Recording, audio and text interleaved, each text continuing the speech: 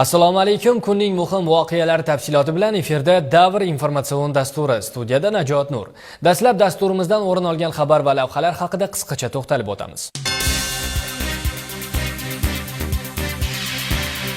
Oqsaroyda Prezident Islom Karimov raisligida O'zbekiston bolalar sportini rivojlantirish jamg'armasi homiylik kengashining navbatdagi yig'ilishi o'tkazildi. Oliy Majlis Qonunchilik palatasining Xalqaro ishlar va parlamentlararo aloqalar qo'mitasi tomonidan tashkil etilgan yig'ilish tafsilotlari. Joylarda yurtimiz qurolli kuchlari safiga muddatli harbiy xizmatni o'tash uchun chaqirilgan yoshlarni kuzatish marosimlari o'tkazilmoqda.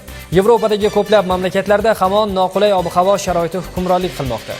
Tokio shahridagi supermarketlardan biriga robot maneken o'rnatildi.